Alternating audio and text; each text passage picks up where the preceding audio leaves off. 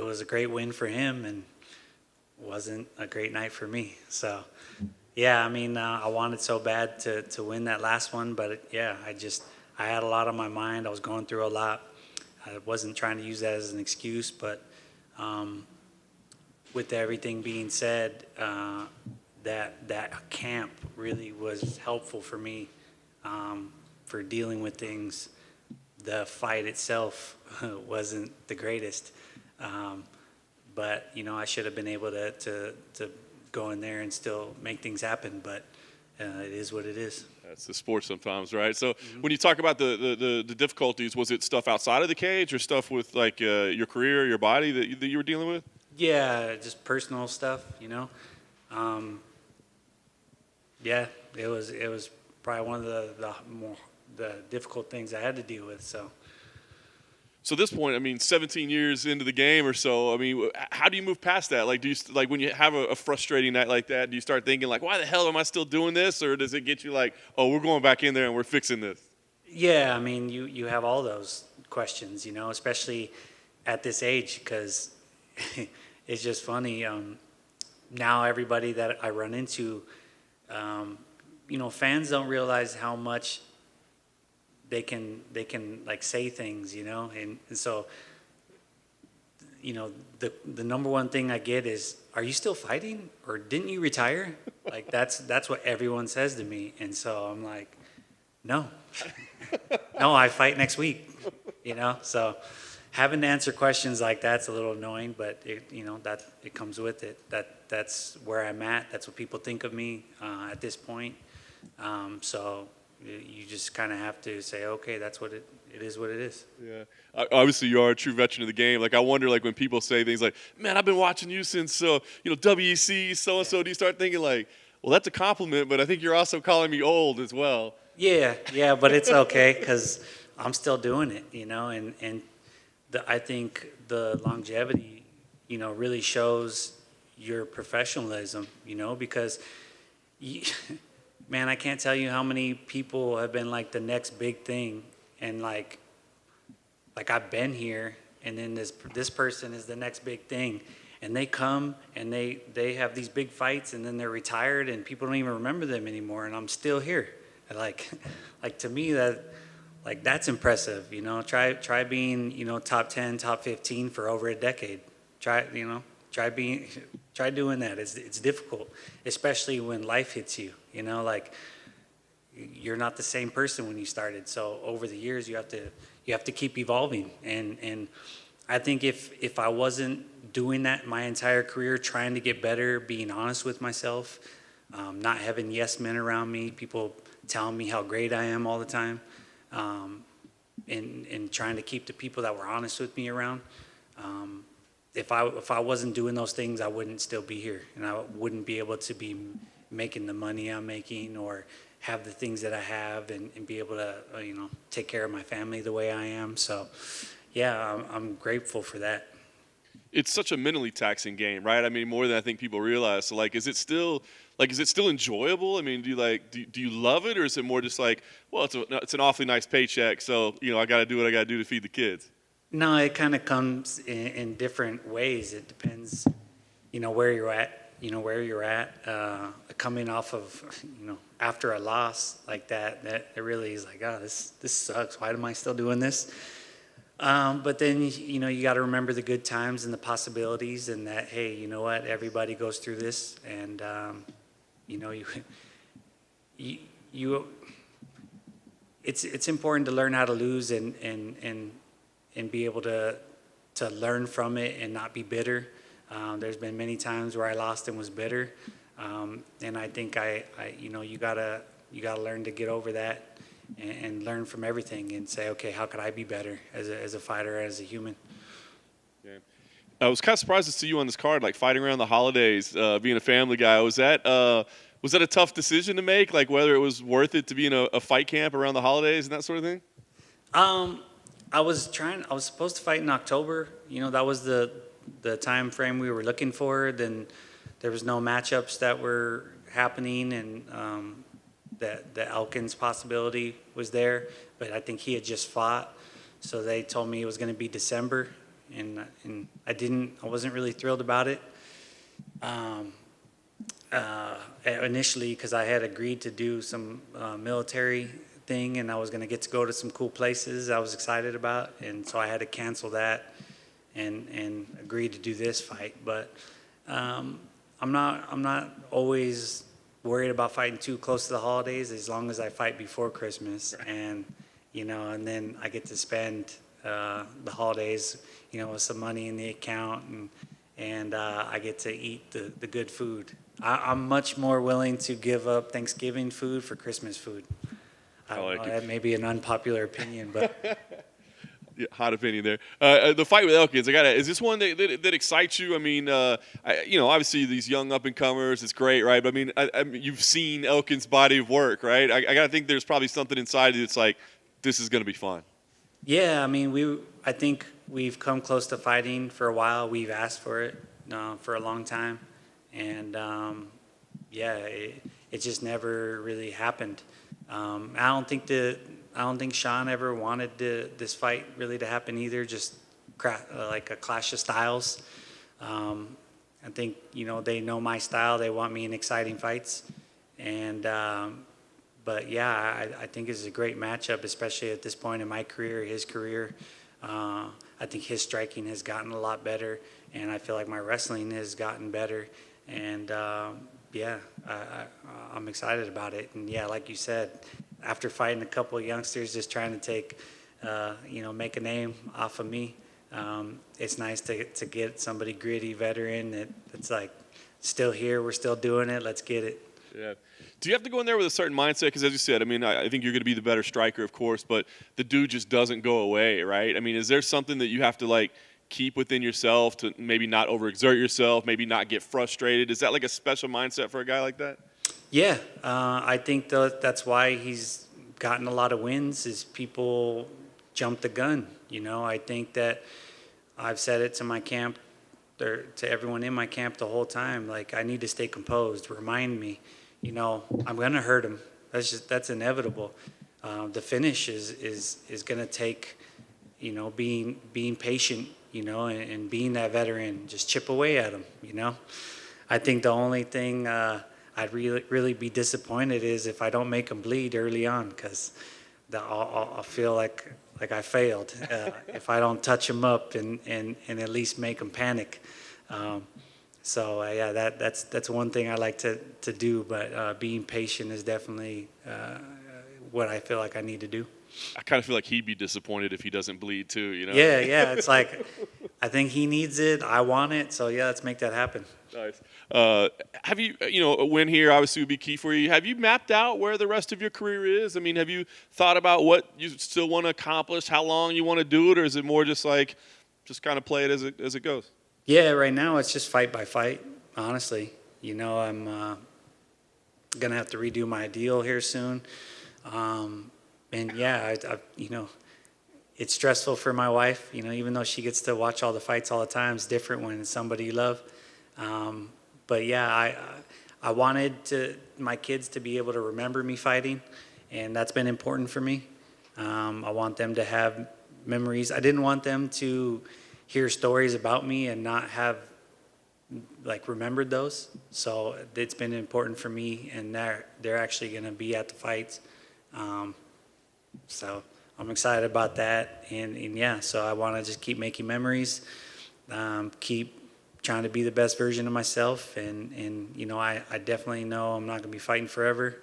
I definitely know I'm on the later part of my career, but I still feel good, and as long as I'm performing well, then it's still going to be an option.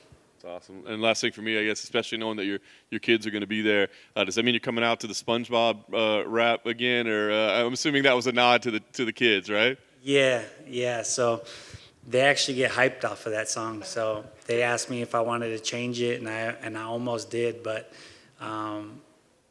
this is the first time. This will be my third fight with that song. I've never kept a song in my career. I've always had a new song for every fight camp to kind of give me a theme song for every camp, and I used it as mental preparation. So this has been different for me, but yeah, that when I hear it, it makes me smile. So. It's a way cooler song than it has any right to be honest with you. It's actually Yeah. It's a guilty pleasure. Yeah, it's good. It's like, dang, this is a SpongeBob song. It's good. Hey, Cub. The 5-year anniversary of your Fight of the Year with Choi just passed. I just wanted you to kind of reflect on that fight. Yeah, it was a great fight. There were so many people there. It was the biggest crowd I fought in front of. It was the loudest crowd I fought in front of. It was a special night. It was one of the most nervous I've been before a fight. I just remember, honestly, I remember being backstage, and it was Tim Kennedy, me, Cowboy, Landon Venata. We were all from the same camp, and just the pressure in that room was crazy. Like it probably would have been better if I was in a different room, because we were all warming up at the same time. We all had hard fights, and just that pressure, man, was crazy. And I remember just going out there and just at some point it turned into a crazy scrap, and then I remember after the fight, that's probably something I don't talk about enough, but I remember walking out of the octagon, and every single person backstage was just staring at me like I've never had that, where I come out of a fight and everyone's just looking at you like I don't know if they were terrified or shocked, or it was weird. And I got that from everybody for like 2 weeks. People were just like staring at me. And yeah, so I was like, why are people staring at me? I thought I had like blood all over my face or something. So it was a unique experience, and I definitely treasure that fight for many, many reasons. And I just wanted your thoughts on the fight that happened last weekend with Charles Oliveira and Dustin Poirier. Mm-hmm. Just kind of your thoughts on the fight. I mean, Charles Oliveira just keeps doing his thing, man. I'm super happy for him. I mean, on the flip side of that, Dustin, I think they're both such good people, and they've both grown so much since I fought them, and I'm fans of both of them. So I really didn't care who won, because I like them both. I did really want to see Dustin become an undisputed champion, so he didn't have that hanging over his head, which us as fighters we let do. But man, just to see where both of them have gotten to since I fought them, I'm proud of both of them.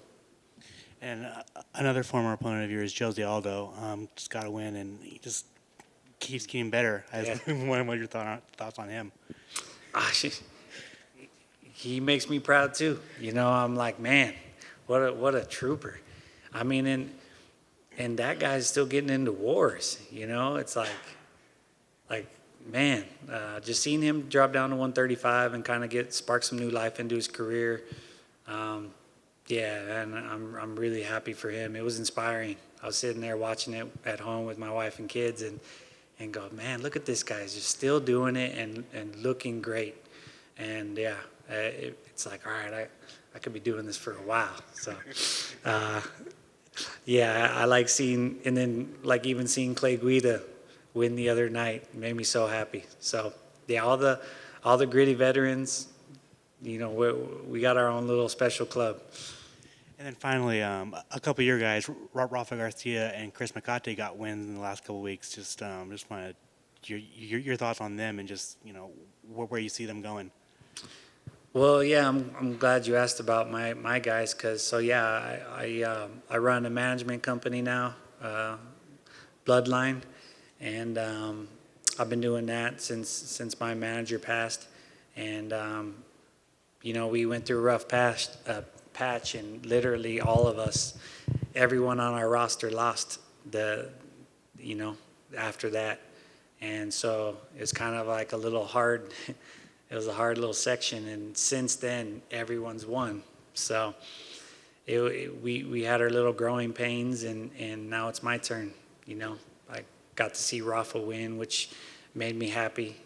These are guys that I've been mentoring and managing now But these are guys that I've been helping for a long time, and I spend all my energy training myself and helping these guys, trying to pay it forward. So seeing these guys win and getting on the right track is special to me. So this Saturday, it's my turn. It's time for the captain of the team to get it done and keep that momentum going. Thank you. Cub, going off that, what are you learning about the sport, seeing that other side of it, being in the corner of guys and now managing guys that maybe you didn't know earlier on when you were just focused only on yourself and your fights and your own training? Well, I've been doing it for a long time. I've been coaching for I was coaching before I was in the UFC when I was still in the WEC and trying to juggle both. And, but stepping up now as a manager and I co-manage with my partner, but, just trying to juggle that has been fun, and just because I know that everything that I'm putting into them is genuine, like I'm not trying to make money off them. I just want to see them succeed. I just genuinely want them to do well and have some crazy life experiences that I've been blessed to have in this sport. And yeah, if I can help them in every way possible, that's just been my goal. And yeah, I think it's pretty cool because I think that when I am ready to step away from fighting, it's going to be an easier transition for me, knowing that I still get to be a part of it, watching other guys do it. And the next fight after this one is going to be your 30th in UFC/WEC. Uninterrupted, never released, anything like that. What does it mean to you to kind of have put this type of run together? And is this something that you could have even fathomed, back in those earlier days, that it would be this consistent and that many fights?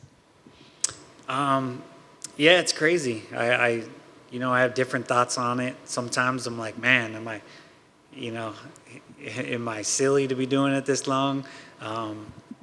But man, I've been passionate about this sport. I've loved where it's been going, and I think most of all, I am proud of it. I'm proud to be here this long. Like I said, I think it shows my professionalism. I've never had a dirty drug test. No question. Never been a cheater. I've never missed weight. I've never turned down fights. Like a lot of those things, fighters don't get enough credit for, and this March is going to be 15 years with the company and in the 45-pound division. So this coming March will be 15 years in this division. So, yeah, I think I'm proud of that. I'd love to keep adding some stats. I am a stats guy, and I follow stats in other sports. And so I'd love to get my stats up there and make them, keep my names, in the books for a minute. If you need stats, I'm your guy. Oh, okay. Good to know. All right. Thanks, guys.